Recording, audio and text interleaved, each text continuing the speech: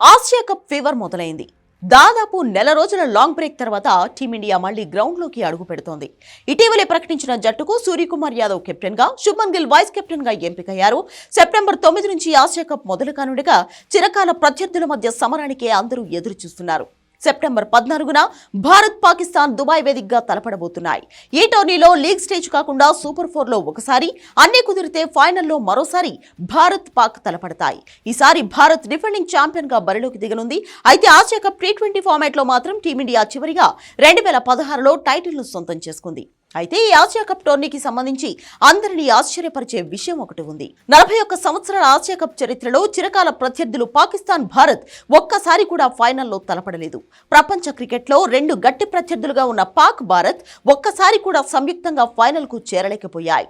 Overall గా Asia cup టోర్నీలో దాయాదులు ఇప్పటి వరకు ముఖాముఖి 18 సార్లు తలపడ్డాయి. దీనిలో టీమిండియా 10 గెలిస్తే పాక్ 6 మ్యాచ్ల్లో గెలుపొందింది. మరో 2 మ్యాచ్లు టైగా ముగిశాయి. చివరిగా 2 జట్లు ఆసియా కప్ వన్డే ఫార్మాట్ లో తలపడ్డాయి. ఆసియా కప్ 2023 ఎడిషన్లో భారత్ 228 పరుగుల తేడాతో పాక్ ను చిత్తు చేసింది. ఆసియా కప్ ఫైనల్లో భారత్, శ్రీలంక జట్లు అత్యధికంగా 9 సార్లు తలపడ్డాయి. మరోవైపు ఆసియా కప్ చరిత్రలో భారత్ అత్యధికంగా 8 సార్లు ఛాంపియన్ గా నిలిచింది.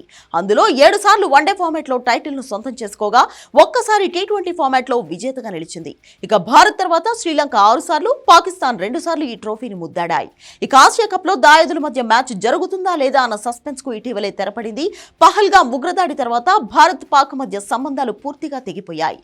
దీంతో పాక్ తో మ్యాచ్ ఆడొద్దని వాదనలు వినిపించాయి. కానీ కేంద్ర ప్రభుత్వం టీమిండియాకు గ్రీన్ సిగ్నల్ ఇచ్చింది. తటస్థ వేదికలపై ICC World Cup, Asia Cup టోర్నీల్లో ఆడేందుకు ఓకే చెప్పింది. అయితే పాక్ తో ద్వైపాక్షిక సిరీస్లు మాత్రం ఆడేది లేదని స్పష్టం చేసింది.